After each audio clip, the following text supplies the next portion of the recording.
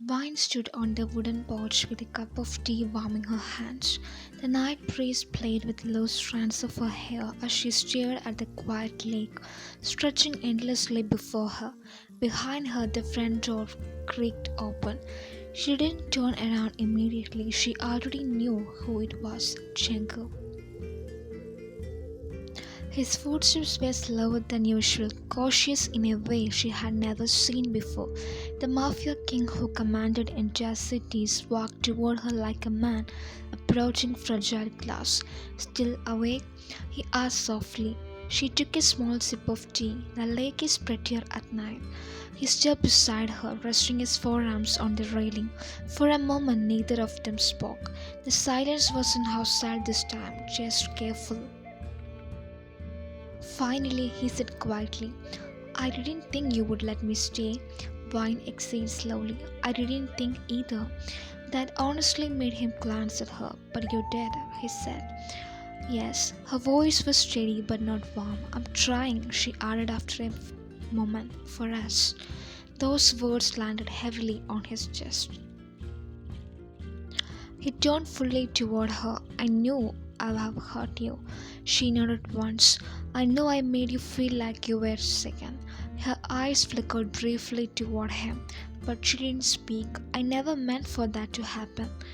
Vine finally sat her tea down on the railing. That's the problem, Jungkook. He frowned slightly. You don't mean to do it, she continued quietly, but you still do. The truth sat between them like a quiet storm. I'm learning, he said. Then learned quickly. Her words weren't harsh, just tired. Still, she hadn't sent him away. That meant something. He reached out slowly and placed his hand over hers. She didn't pull away. It wasn't forgiveness, but it was the first step.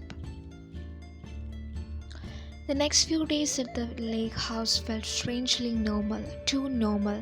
They woke up late, cooked breakfast together, walked by the lake, wine, even laughed once when Jungkook attempted to grill fish and nearly burned the entire thing. You run half the city, but you can't flip a fish. She teased lightly. He smirked. I have people for that. That's the problem. What?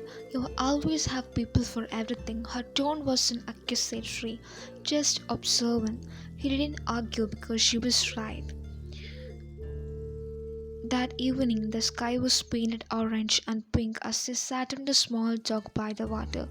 Jungkook leaned back on his elbows, wine trailed her fingers through the lake. This place is peaceful, he said. That's why I came here. You were running away. I was breathing. He turned his head toward her. I came here to think about whether our marriage could survive the life you live. The seriousness in her voice made his chest tighten. And?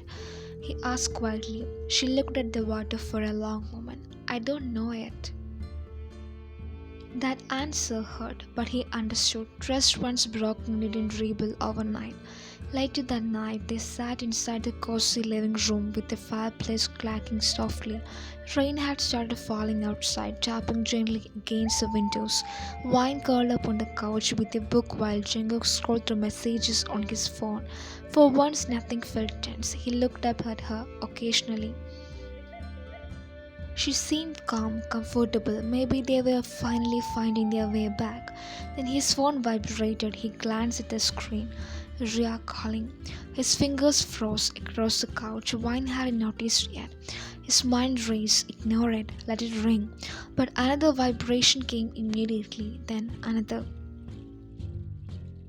Ria rarely called repeatedly unless something was wrong. He exhaled slowly and stood up. I will be right back, he said while looked up from her book. Where are you going? Just a call. Who? He hesitated for a fraction of a second. That tiny hesitation was enough. Ria, he admitted. The room went very quiet. Vine slowly closed her book. You are answering? She might be in trouble. Her gaze sharpened slightly. You don't know that.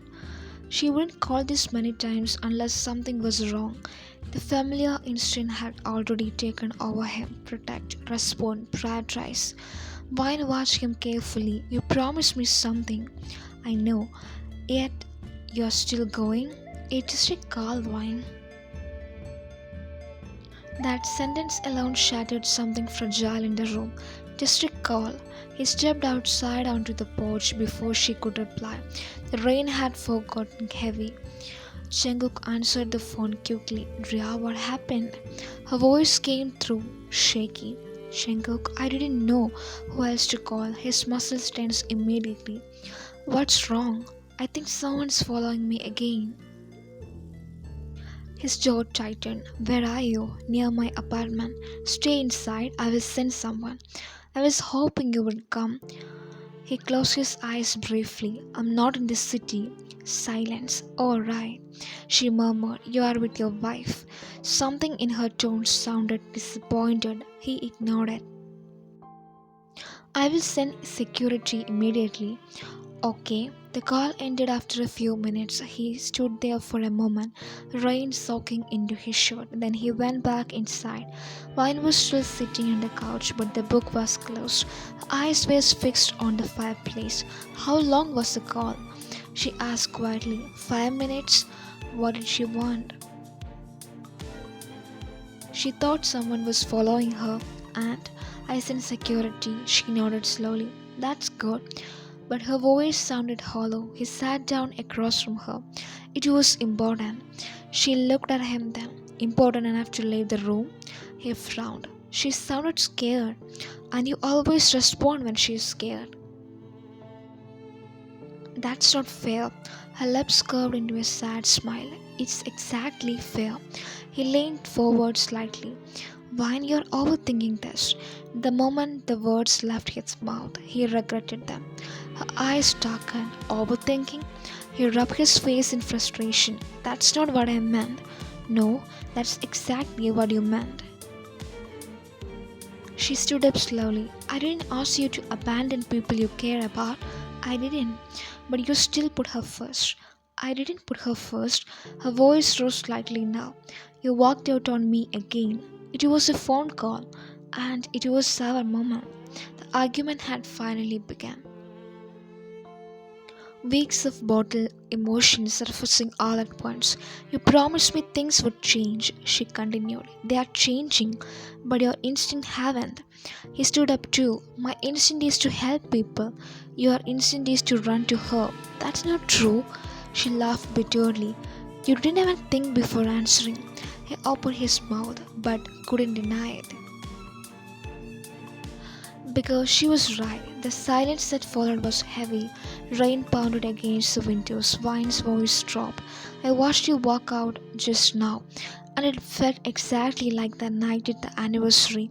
His chest tightened. I wasn't choosing her over you, but it felt like it. Her voice trembled slightly, and feelings mattered, Jungkook.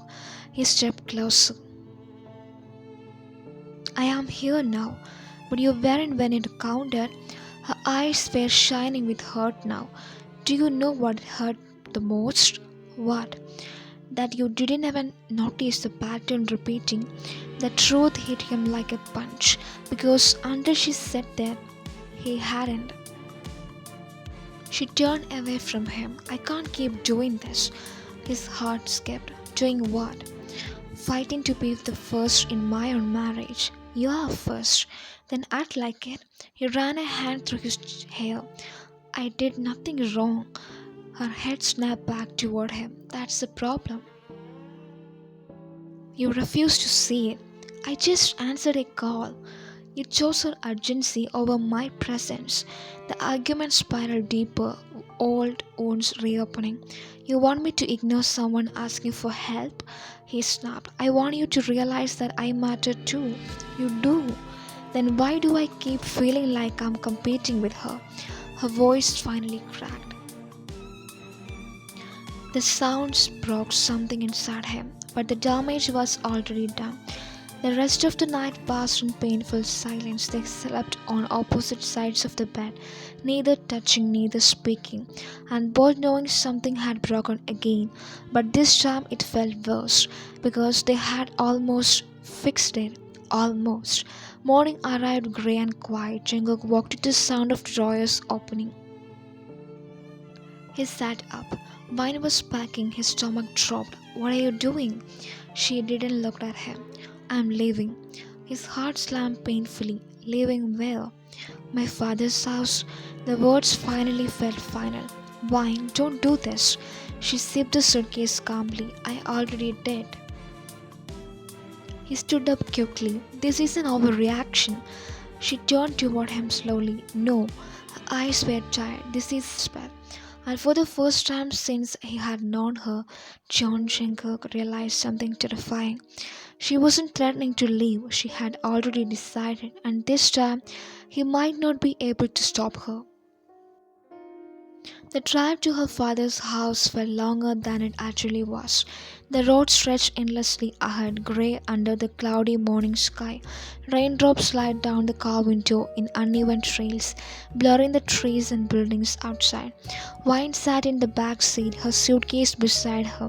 She hadn't cried, not once. Her chest felt heavy, but in mind was strangely calm. The kind of calm that only came after a decision had already made. The lake house was now far behind them, but the memory of the argument replayed over and over in her head. It was just a phone call. Why? Those words had cut deeper than he realized, because it was never just a call, it was always a pattern. Always the instant, always her feeling like she had to compete with someone who wasn't even supposed to be the part of their marriage. She closed her eyes. For years, she had told herself she was strong enough to handle Jungkook's world, the violence, the power, the danger, but she had never imagined the real battle would be inside the relationship.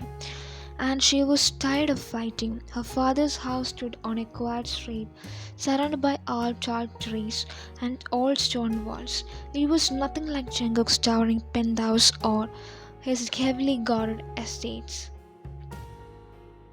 It was warm, familiar home. The driver carried her suitcase to the porch before he could knock. The front door opened. Her father stood there. Mr. Mehra had aged over the years, but his posture was still straight. His presence was still calm and steady. He looked at her slightly for a moment, then his gaze dropped to the suitcase. Something shifted in his eyes. Come in, he said quietly. He didn't ask question, not yet. Vine stepped inside, breathing in the comforting scent of sandalwood and old books. The house looked exactly the same. The same wooden furniture, the same family photographs, the same quiet safety she had grown up with. Her father closed the door behind her. You want tea? He asked silently. She nodded. They sat at the dining table a few moments later. Steam rose from the cups between them. He studied her carefully. You didn't come here for a visit. It wasn't a question. No, she admitted softly. Did he hurt you? She shook her head immediately. Not like that. He waited. She took a slow breath. He just didn't see me. That answer was enough. Her father leaned back in his chair. Leave him? She looked down at the tea swirling in her cup. I chose myself. His eyes softened with quiet pride. Then you did the right thing. And just like that, the first tear finally slid down her cheek. Back at the lake house, Jungkook felt the emptiness before he even opened his eyes. The silence in the room felt wrong, too quiet, too still. He raced toward her side of the bed. Cold, he sat up immediately. Wine? No answer. His heart startled, beating faster. He walked into the living room. Her suitcase was gone. Her coat was gone. Her shoe was gone. Reality hit him like a punch to the chest. She had left, for real this time, not to cool down, not to think, but to walk away. He grabbed his phone instantly and called her. The call rang, then went to voicemail. He tried again, voicemail, again, voicemail. His chest tightened painfully. Jungkook felt something he hated more than anger, helplessness. 2 hours later, his car stopped in front of the Mehra residence. He didn't send guards, he didn't send threats, he came alone because this wasn't business, this was his marriage collapsing. He walked into the front door and knocked. It opened a moment later. Her father stood there. The old man looked at him calmly. I was expecting you. Jungkook glanced past him instinctively. Is she here? Yes.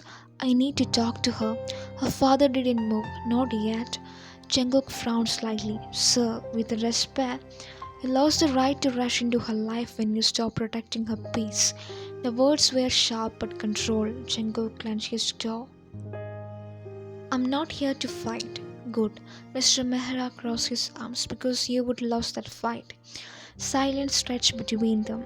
I love your daughter, he said finally. Her father nodded slowly. I know. That's why I'm here. And that's why she's inside crying. The words hit hard. Jungkook's chest tightened. I need to fix this. You might not get that chance. I will. The older man studied him carefully. You're used to winning, aren't you? Jungkook didn't respond. In business, in power. Mr. Mehra's voice softened slightly, but love doesn't work that way. Inside the house, Vine heard every word. She stood in the doorway hidden from the view. Her heart pounded painfully as Jungkook's voice reached her. I didn't cheat on her. I didn't betray her. Her father answered calmly. You made her feel invisible. Jungkook's voice dropped. I didn't mean to, and yet you did. Silence followed, then Jungkook said quietly, Please let me talk to her. The door opened a moment later. Her father stepped aside. Jungkook walked slowly into the room. Their eyes met. For a moment neither of them spoke. Jungkook looked exhausted, his hair slightly messy, dark circles under his eyes. He had probably driven here the moment he realized she was gone. Vine, he whispered, her chest tightened painfully, but she kept her voice steady. What are you doing here? Trying to fix my mistake? You have said that before. I mean it this time. She shook her head slightly. You meant it last time too. He stepped closer. Please come home. The words hung in the air. She stared at him, that house door feeling like a home. His face tightened. We can fix it.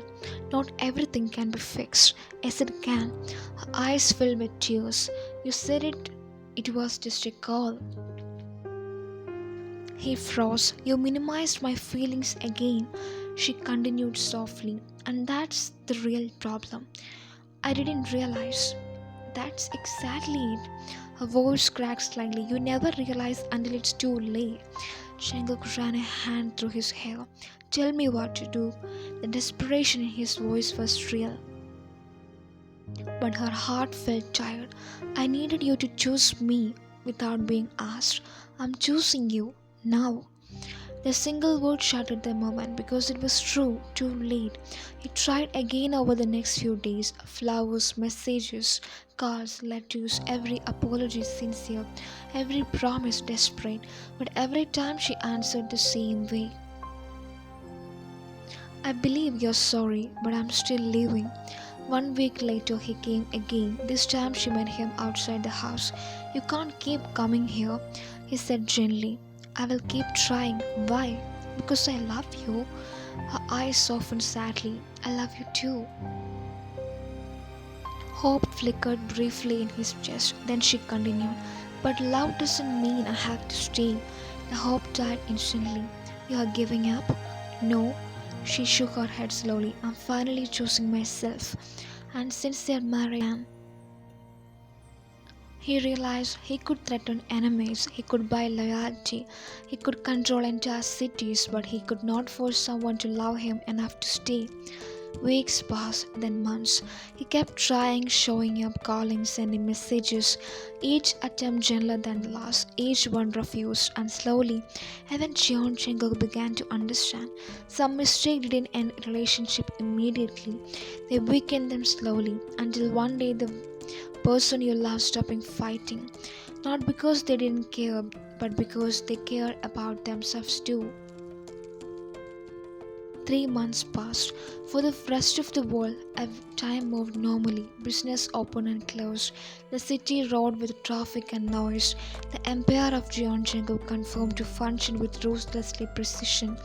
But inside him, time moved differently, slower, heavier. Every morning still began the same way. He reached for the other side of the bed, and every morning he was reminded that it was empty.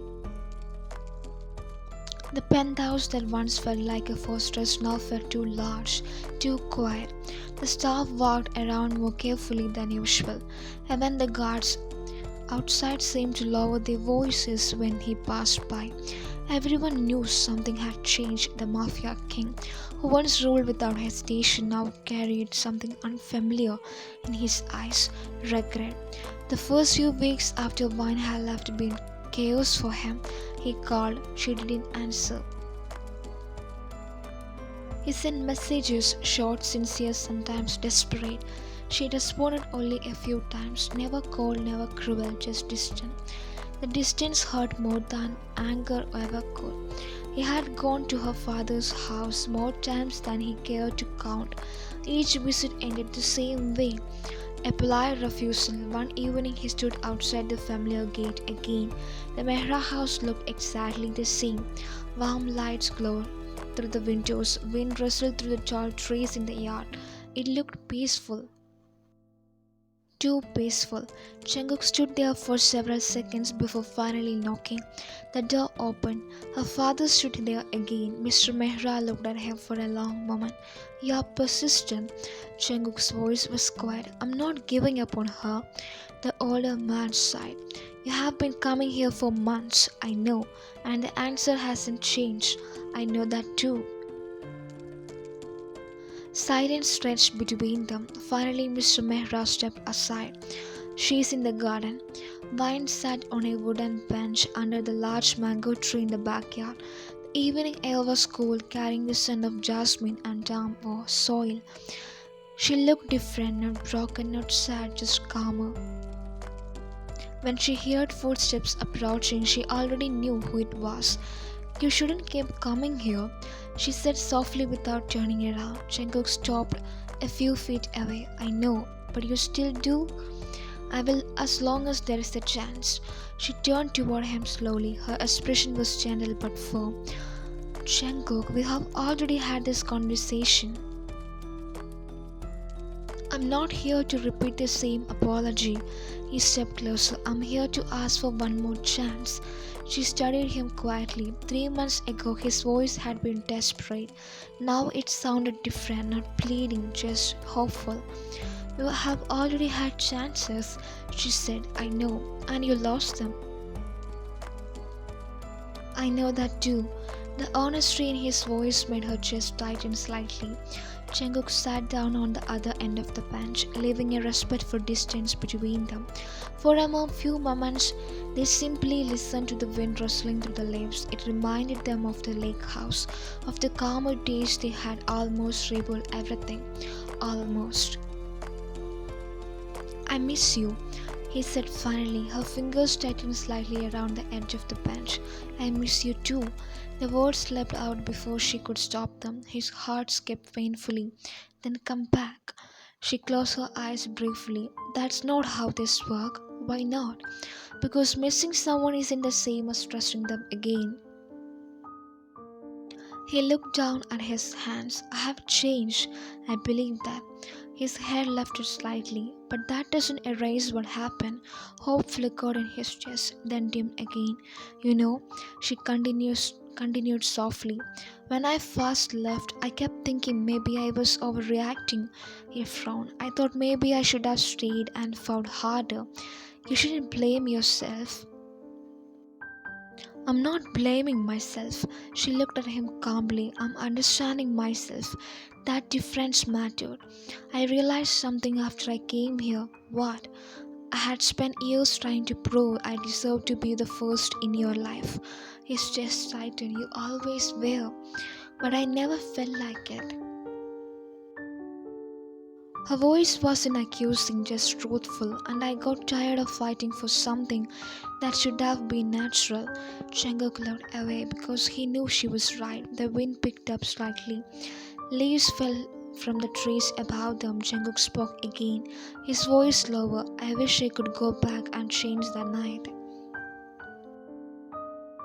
The anniversary? Yes. And that lake house? Yes. And every moment I made you feel second. She swallowed, but you can't. I know. Silence settled between them again, not hostile, just sad. Do you still love me? He asked quietly. The question hung heavily in the air. She didn't answer immediately.